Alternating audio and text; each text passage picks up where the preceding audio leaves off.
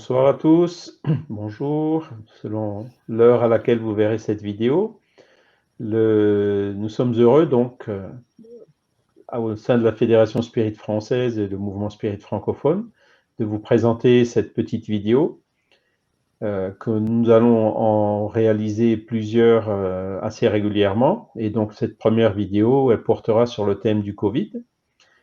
Et donc ce soir, pour parler de ce thème, pour débattre sur ce sujet, donc nous avons la participation de notre chère Flora. Alors Flora, bonjour. Si tu veux te Bon, présenter rapidement. bonjour Charles. Je suis heureuse de faire cette présentation avec toi. Oui, je suis responsable du centre Alan Kardec du Val d'Oise, voilà, dans le 95. Merci Flora. Bon, pour ce qui me concerne, je suis actuellement président de la Fédération Spirit française et je travaille aussi dans un centre d'études Spirit, Léon Denis, qui travaille actuellement sur la ville de Mulhouse. Voilà. Et qui aujourd'hui ne se réunit pas physiquement. Hein. Nous avons perdu notre local et en plus, avec les mesures du confinement, on ne peut pas. Donc, ça fait une bonne introduction pour cette question du Covid. Oui, effectivement. Ouais. Donc, la question du Covid, hein, justement, là, on est en décembre. Cette année remplie de péripéties s'achève.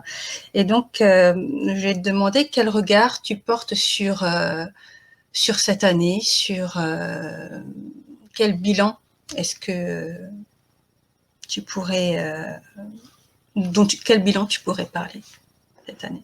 Ben oui, effectivement, donc c'est au mois de mars que ça a commencé chez nous. On était un peu inquiets avant déjà en voyant ce qui se passe en Chine.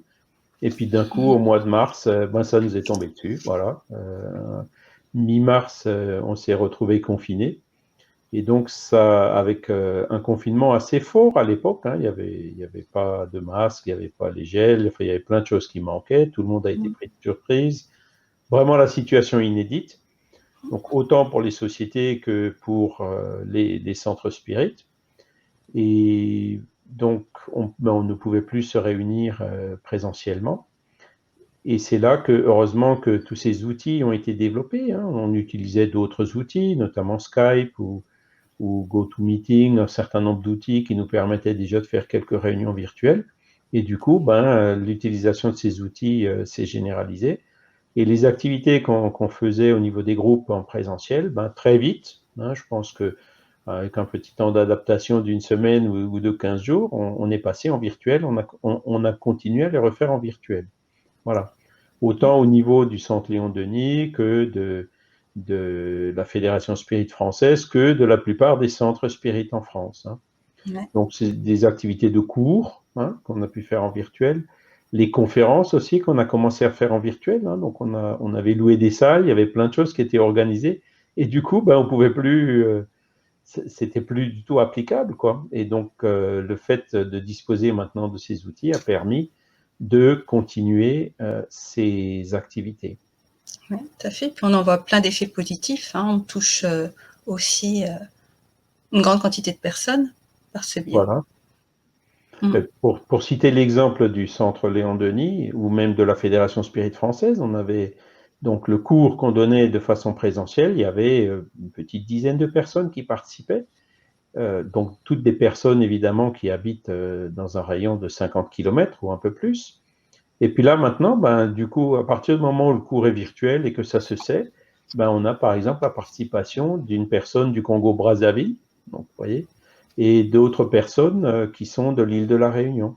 Et on est régulièrement une vingtaine de personnes, bien qu'on le fasse le dimanche matin à 8 heures, hein, voilà, il y a une vingtaine de personnes qui se réunissent pour le cours. Donc c'est un exemple.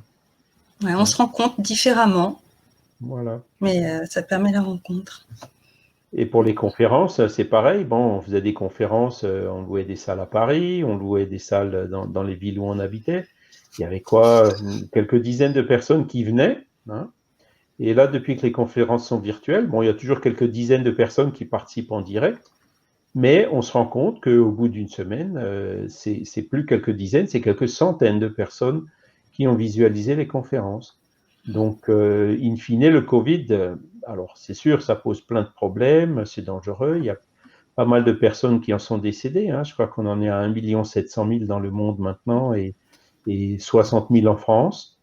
Donc, on a quand même pu s'adapter et proposer un minimum d'informations, de conférences, présenter la position Spirit sur cette pandémie, donc la voir plutôt comme une opportunité que comme une difficulté, quelque chose qui nous oblige à nous remettre en cause pour réfléchir ce qu'on fait et essayer de le faire mieux. Oui, exactement. Oui, alors tu as parlé de cet aspect-là, l'aspect technique, comment est-ce qu'on a pu s'adapter, mais à côté de ça, dans le monde, il y a aussi, ça a créé aussi beaucoup de difficultés chez les personnes, des angoisses à gérer, beaucoup d'inquiétudes et des situations économiques très difficiles dans la population. Il y a une augmentation, je ne sais pas, mais il y a des personnes qui ont mis fin à leur jour, hein, de par les difficultés qu'ils traversaient.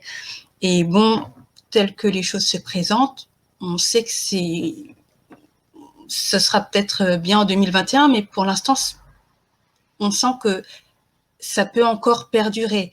Mais voilà, pour parler de cette anxiété latente, hein, depuis le début de l'année, qu'est-ce que tu pourrais en dire? Alors, c'est là où la philosophie Spirit, elle a un grand rôle à jouer, parce que dans le livre des esprits, hein, la question numéro 737, il y a une question qui dit clairement, où Kardec demande, dans quel but Dieu frappe-t-il l'humanité par des fléaux destructeurs? Donc le Covid, on est en plein dans un fléau destructeur, apparemment d'origine naturelle, hein, je ne veux pas rentrer non plus dans cette polémique, mais qu'elle soit d'origine naturelle ou d'origine humaine, c'est considéré comme un fléau. Pourquoi? Parce que ça crée beaucoup de préjudices, comme tu l'as justement dit. Beaucoup de personnes ne peuvent plus exercer leur activité professionnelle. D'autres personnes n'ont plus les revenus suffisants pour assurer leur subsistance, hein. Il y a eu une augmentation de la fréquentation dans les restaurants du cœur ou d'autres organisations comme ça. Ça, c'est pour la France. Dans le monde, c'est parfois les situations sont parfois encore plus difficiles, hein, dans certains pays où on n'a pas cette grande solidarité. Mais ce que ça nous apprend, c'est justement que le fait d'être arrêté, le fait d'avoir de nouvelles difficultés, la meilleure réaction, c'est pas l'égoïsme et le chacun pour soi. La meilleure réaction, c'est la solidarité, la fraternité. Et ça, ce sont des valeurs que le spiritisme encourage. Et je tiens à souligner là qu'il y a eu vraiment un engagement extraordinaire, notamment du personnel de la santé, hein, qui, prenant le risque de se contaminer, le risque de leur propre vie, ont continué à assurer leur service, leur travail pour aider toutes ces personnes qui avaient besoin d'être hospitalisées ou même en réanimation pour lutter pour leur survie à cause de ce virus. Voilà. Et donc là, on a vu des réactions de solidarité qui sont très très belles. Et ça nous donne aussi la preuve, hein, la confirmation que le chemin pour tout le monde, le meilleur pour faire face à ces difficultés, c'est cette voie de la solidarité, de la fraternité, de l'entraide qui est préconisée par la philosophie Spirit. Oui, tout à fait. Ouais. Un autre aspect qu'on peut ajouter, c'est que cette question 737, elle est donc dans la loi de destruction. Hein, la destruction, c'est quelque chose qui est nécessaire. Hein, on vit, on meurt et on renaît, hein, puisque la mort, d'après la philosophie Spirit, elle est dédramatisée. Hein, c'est tout simplement l'esprit qui se libère de son corps. Hein, c'est pas la fin de tout. Donc là aussi, ce point de vue spiritualiste encouragé par la philosophie Spirit représente une ressource énorme, déjà pour réduire la peur face au virus, et ensuite pour y faire face, et aussi pour comprendre et accepter, hein, pour les proches, pour les personnes qui ont perdu des proches, et ben voilà, le proche, la personne, elle n'est pas perdue, l'esprit est toujours là, les liens d'affection demeurent au-delà de la mort, et que lorsque le moment sera venu, la personne pourra se réincarner et avoir un corps tout neuf, à un moment où peut-être le Covid sera réglé. Il y aura peut-être d'autres problèmes d'ici là. Mais donc, ça nous donne une force et une ressource pour faire face. Justement, est-ce que pour les personnes qui connaissent peu, le livre des esprits, comment est-ce qu'il est fait, ce livre qui est fait de 1019 questions et réponses, est-ce que tu pourrais nous lire la question 737 pour qu'on se la représente? Voilà, alors je peux vous la montrer même à l'écran. Hein. Donc, la voici. C'est donc dans le livre 3e, hein, sur 4. Hein, il y a 4 livres dans le livre des esprits et qui parlent des lois morales. Et le chapitre 6 donc, de ce livre 3e, c'est la loi de destruction, les fléaux destructeurs. Et vous pouvez voir là à l'écran que la loi de destruction, en fait, son but, c'est pour faire avancer l'humanité plus vite. Voyez, la destruction est nécessaire pour la régénération morale des esprits qui puisent dans chaque nouvelle existence, hein, par le biais de la réincarnation, un nouveau degré de perfection. Et donc, vous voyez à la fin de la réponse hein, que les bouleversements qui sont causés par les fléaux destructeurs, c'est pour faire arriver plus promptement, donc plus vite, un ordre de choses meilleur et de réaliser en quelques années ce qui eut exigé bien des siècles. Donc, clairement, les esprits présentent ici ces fléaux destructeurs, dont le Covid, comme une opportunité, comme quelque chose qui, en fait, accélère la prise de conscience de l'humanité et fait de sorte que l'évolution s'accélère, l'évolution de notre planète, puisque nous savons qu'elle est dans une phase de transition hein, entre un monde d'expiation et d'épreuve où le mal prédomine sur le bien, vers un monde de régénération où le bien sera prédominant par rapport au mal. Et donc nous sommes en plein dans cette transition qui est signalée par des crises comme celle du Covid. Donc voilà, c'est pour ça que le Covid, il est vu comme une opportunité. Maintenant, tout dépend de chacun d'en profiter et donc d'y faire face, comme je disais tout à l'heure, avec la fraternité, avec de la solidarité, et non pas avec de l'égoïsme ou d'autres sentiments négatifs. Exactement. Tout à fait, ça parle voilà, de la mort, hein, et puis de cette mort qui est vue en fait comme une régénération. Et, voilà. et si ça pouvait être mieux compris, il y aurait sûrement moins de peur et beaucoup moins d'anxiété. Voilà, c'est la mort, en fait, c'est une transformation, c'est une libération. L'esprit quitte le monde terrestre, incarné, matériel, et se retrouve dans le monde spirituel à l'état d'esprit, en attendant sa réincarnation. Voilà.